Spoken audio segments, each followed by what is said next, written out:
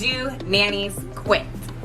So this video is going to be geared towards families who already have childcare professionals or are seeking a childcare professional for their children.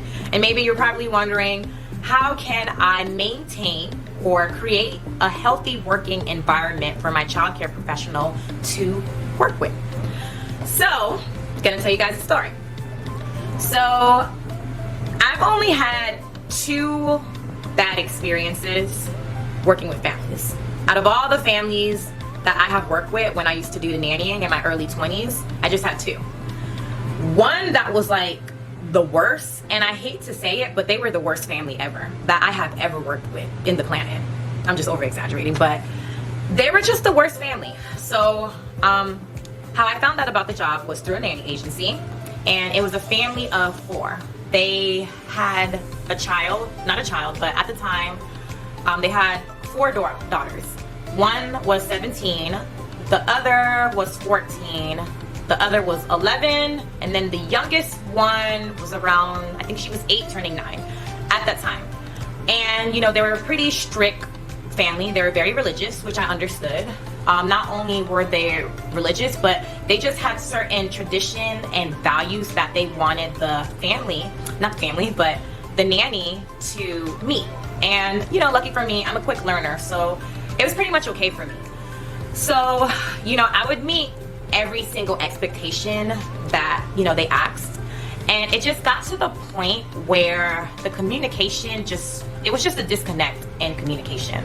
So, you know, I would take it upon myself to communicate with the mother and the father about, you know, certain things that I was like a little weary about, you know, that I just didn't understand. You know, if you don't understand something, you know, you ask questions. And I know most families, when it comes to employing a nanny, they want someone that they don't have to constantly give direction to.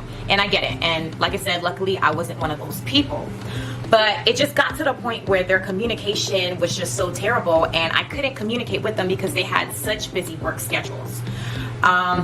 I remember there'd be times where they would the mom would tell me to do one thing, and then the dad would tell me to do another thing.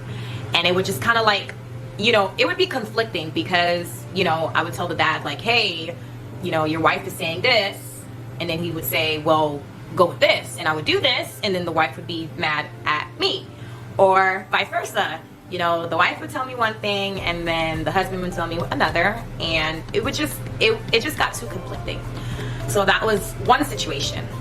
Another situation that happened was, see, working as a nanny, I feel like some people don't understand what childcare professionals go through.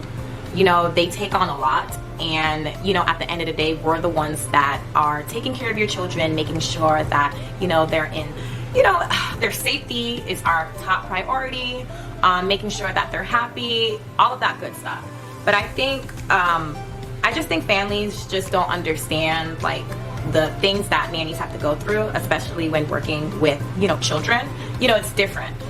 But you know, another situation that happened is when I first applied to the job, there were certain responsibilities that they wanted me to do, which was okay.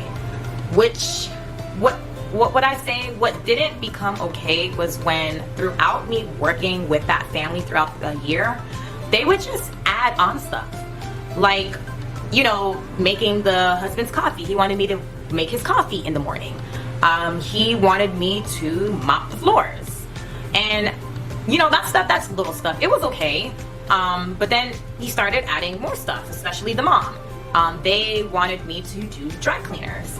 And at that point, that no longer became a nanny, that became a house manager. And of course, in another video, I'm gonna explain to you guys the difference between a house manager and a nanny. But they just kept on adding stuff that wasn't communicated before I started. And what I feel is, you know, if you're going to add stuff on, like more responsibilities for your childcare professional to do, that's perfectly okay. But a pay rate, you know, the pay rate increase should go up, honestly. I'm just being straight up honest, because at that point, it turns into taking advantage of your childcare professional, and that is not okay. Another situation that would happen was, like I said, the communication with food. So each of them had certain like allergy problems and everything. Well, not allergy problems, it was one of them. One child had an allergy problem, which I was very familiar with. Another child in foods, and then I had to make food for the family. So that was all okay, and what me and the family agreed is I would write down, they wanted me to come up with a menu, right? So I would just cook I would just go in a cookbook and I would write on their bulletin board what I was going to be making for the week. So when I would make the food, they didn't like the food choice that I chose. And my whole thing is, okay, you know, you guys gave me the platform to choose a menu and you guys don't like what I made, so that's completely fine. It wasn't that the food wasn't good, it was the food choice. So my whole thing is okay, communicate to me what you guys like, what do you guys want, because I don't know, right? And it was like the same thing. They would just give me a cookbook.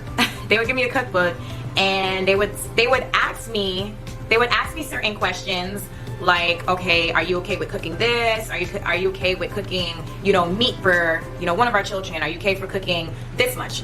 So, like I said, it just got to a point where it was just really bad. It was really bad because it was like they kept adding more stuff, and then I guess the breaking point was where the mom got upset because they weren't communicating to me what they wanted me to cook for them.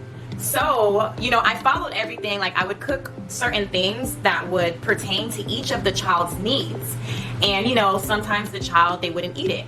And then, you know, the family, you know, which was the husband and the wife, they would look at me and say, well, you know, my child doesn't like it, so you should know. So their expectations were very unrealistic.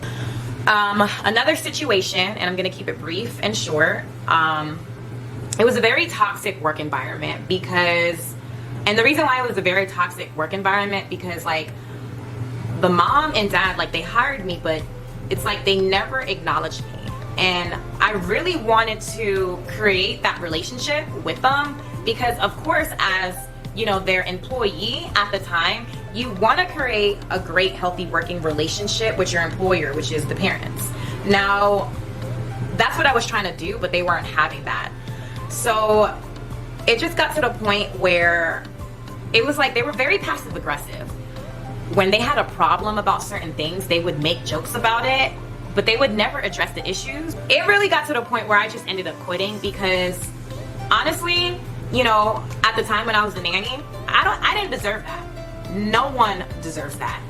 I feel like any job that takes away from your mental stress, it's not worth it.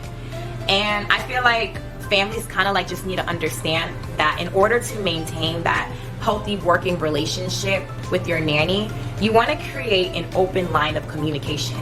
Not only do you want to create an open line of communication, but when there's an issue, speak about it. You know, approach the situation in a calm manner and just speak about it. Communication. I feel like, you know, do quarterly meetings just to grade the nanny or, you know, your babysitter on, you know, what they've done. Not only that, make your nanny feel appreciated. There were those 2 nanny jobs that I worked, those families did not make me feel appreciated at the time when I used to be a nanny. They did not. Make your nanny feel appreciated. Okay?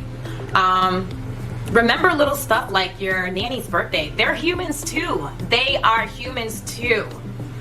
Make your nanny feel appreciated. Do quarterly meetings to kind of like assess their skills to see what they can work on. Communication. Communication goes a long way. Say little things like thank you. Thank you for dropping my child to school safely. Thank you for making my child's bed. Thank you for cooking dinner for us. Like I said, appreciation. Make your childcare professional feel appreciated. So I hope you guys have a little bit of an understanding on how to make, you know, a healthy working relationship for your childcare professional. Bye guys. Oh, okay, I'm supposed to be looking there.